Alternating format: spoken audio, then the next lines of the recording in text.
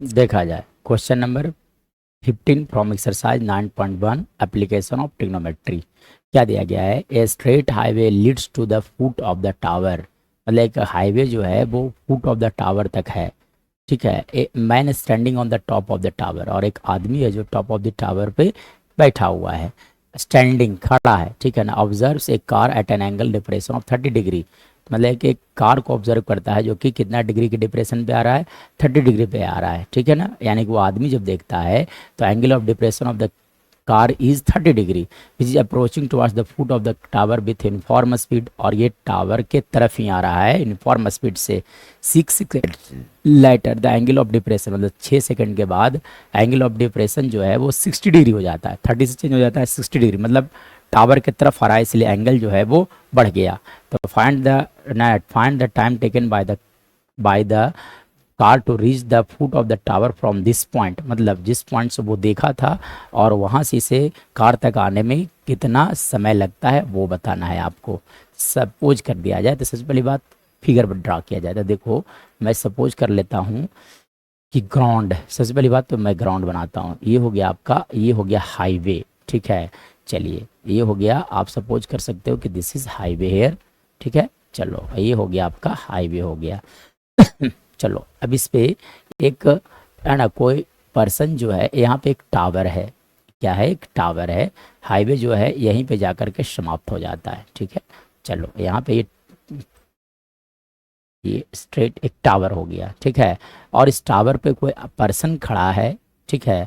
अब देखो एक कार जो है वो इसके है ना, कार जब ये यहाँ से देखता है तो सबसे पहली बात एंगल ऑफ डिप्रेशन जो है वो सबसे पहले पाता है, that is equal to 30 degree. तो ये हो गया angle of depression is 30 degree. ठीक है।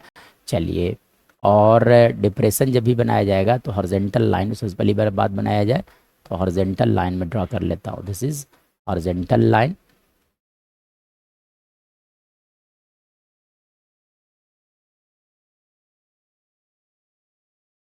ये हो गया आपका हॉरिजॉन्टल लाइन हो गया। ठीक है। ये हो गया आपका लाइन ऑफ साइट। ये जो आप देख रहे हैं this is line of site. और यहाँ पे एंगल इस बार जो दिया गया है that is in the first case angle is given here, है ना। एंगल जो दिया गया है दैट इज हाउ मच दिया गया है आपका, angle is given here that is 30 degree. ये एंगल दिया गया है आपका 30 डिग्री दिया गया है। ठीक है। तो ये अगर 30 डिग्री हो जाएंगे तो अल्टरनेट एंगल से ये भी कितना होगा, 30 डिग्री होगा, because these two lines are parallel here. ये लाइन और ये लाइन आपस में पैरेलल है, और पैरेलल लाइन जब भी होंगे तो अल्टरनेट एंगल्स इक्वल होते हैं। ठीक है। चलो उसके बाद थोड़ा देर के बाद ये कार जो है वो मूव कर कर और आगे आ जाता है। ये कार जो है वो मूव कर कर करके और आगे चला आता है। ठीक है। चलो अब देखो ये कार जो है वो मूव कर करके और आगे चला आया। तो मैं सपोज कर लेता हूँ कि ये कार जो है वो आगे बढ़ कर करके यहाँ तक चला आता है। चलो ये कार जो है वो यहाँ तक आ गया। ठीक है। तब है जो कि एंगल ऑफ डिप्रेशन 60 डिग्री हो जाता है। मतलब ये जो आप एंगल देख रहे हो यहाँ से यहाँ तक, इस बार का एंगल जो दिया गया that is equal to 60 degree. एक और अल्टरनेट एंगल से ये भी एंगल हो जाएंगे 60 डिग्री। सो नेमिंग किया जाए, ये मैं सपोज कर लेता हूँ कि टावर ए बी है। ठीक है। और ये पहले स्टार्टिंग पॉइंट पे सी पर था, थोड़ा देर के बाद ये जो है वो पॉइंट डी पर चला जाता है। ठीक है ना। और सी से डी तक जाने में, सी से डी तक मूव करने में टाइम इसे कितना लगता है, 6 सेकेंड। कितना लगता है, 6 सेकेंड दिया गया है अकॉर्डिंग टू द क्वेश्चन। तो पूछा गया है कि डी से ए तक, मतलब पॉइंट डी से टावर के फुट तक जाने में कितना समय लगेगा, यानी कि ए से डी तक टाइम कितना लगेगा वो बताना है। ठीक है। तो चलिए अब कैसे कैलकुलेट किया जाएगा, अब देखो कैसे कैलकुलेट कर पाओगे आप। बल्कि है ना, और कुछ दिया गया है नहीं, एक बार पढ़ लिया जाए। A straight highway leads to the foot of the tower, a man standing on the top of the tower observes a car at an angle depression of 30 degree. Depression दिया गया which is approaching to the foot of the tower with uniform speed. गाड़ी जो है वो इन्फॉर्मेट से चल रही है। 6 सेकेंड लेटर डिप्रेशन जो है वो 60 डिग्री हो जाता है। तो find the time taken by the, है ना, द टाइम कितना लगेगा वो कैलकुलेट करना है। हाइट ऑफ टावर कुछ नहीं दिया गया है। ठीक है। चलिए तो देखो टाइम कैलकुलेट करना है तो हम लोग जानते हैं कि टाइम जो होता है that is ratio of, time is the ratio of distance and speed. That is equal to distance by speed लिखा जाता है। सो है ना, डिस्टेंस तो मालूम है, डिस्टेंस AD हो जाएंगे, डिस्टेंस क्या हो जाएगा AD। So I am going to write here AD, distance हो गया आपका AD। अब बाई स्पीड, स्पीड नहीं मालूम है, सबसे बड़ा मेजर प्रॉब्लम ये है कि speed of the car is not given here. तो स्पीड ऑफ द कार कैसे निकलेगा, तो स्पीड कैसे निकाला जाता है, उसके लिए मैं रिलेशन यूज कर लेता हूँ कि स्पीड इजकल टू लिखा जाता है distance by time, distance by लिखा जाता है आपका टाइम लिखा जाता है, ठीक है। चलिए अब देखो, तो कार जो है वो C से D तक गया, यानी कि डिस्टेंस CD हो जाएंगे। अब by time that is equal to 6, है ना, इतना मीटर पर सेकेंड लिखा जा सकता है। यानी कि ओवरऑल मैं बात करूं तो टाइम कितना लग जाएंगे, टाइम जो लगेगा वो AD बाई, यहाँ से आप लग सकते हो स्पीड के जगह पर CD बाई 6 रखा जा सकता है। ओवरऑल 6 इंटू लिख दोगे आप AD बाई CD, ये हो गया आपका कंडीशन 1। मतलब AD और CD के बीच में रिलेशन लाना है। देखो AD और CD के बीच में रिलेशन लाना है, आपका काम हो जाएगा। चलो अब इसके बाद देखा जाए, तो इसके बाद क्या किया जाएगा सर, तो देखिए इसके बाद अगर कहानी देखा जाए तो दो राइट एंगल ट्रायंगल सबसे पहली बार ढूंढा जाए। तो एक दो छोटा सा राइट एंगल ट्रायंगल आपको दिख रहा होगा BAD, ठीक है ना। तो in triangle bad, in triangle bad में लिख देता हूं यहाँ से, ठीक है, इन ट्रायंगल बैड, ठीक है। तो in triangle BAD, in triangle BAD अगर आप देखोगे तो angle BAD that is equal to 90 degree, और साथ साथ अगर आप देखोगे तो एंगल D जो है, एंगल ADB जो है that is given here 60 degree. तो ADB ये देखो ये 60 डिग्री है, तो इसके सामने वाला साइड ये परपेंडिकुलर होगा, और ये जो हो गया आपका बेस हो गया। सो यहाँ से कैलकुलेट कर लो आप tan 60 डिग्री का वैल्यू।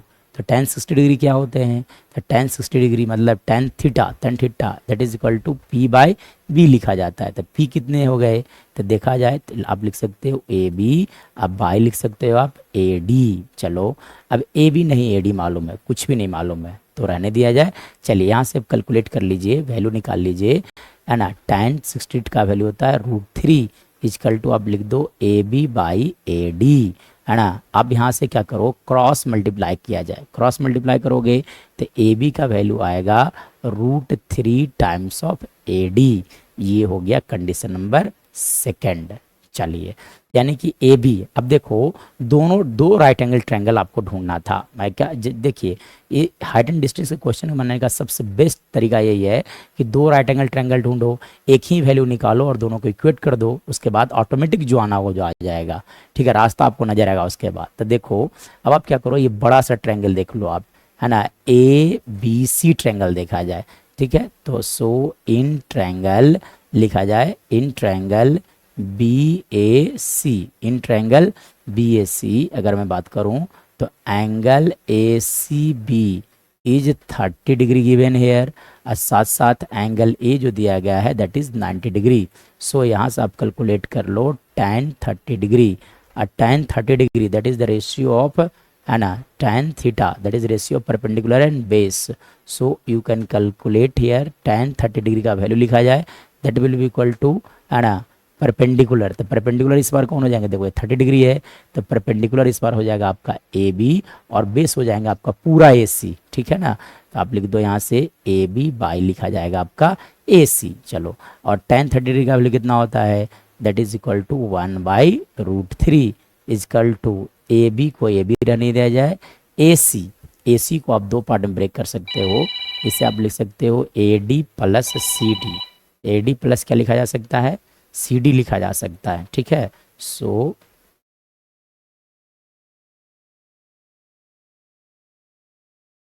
है ना, तो आप AD को लिख दो, है ना, AD प्लस लिख देंगे आप, CD लिखा जा सकता है यहाँ से। चलो अब आप क्रॉस मल्टीप्लाई कर सकते हैं यहाँ से, या तो AB का वैल्यू, ठीक है ना, यहाँ पर रख दिया जाए।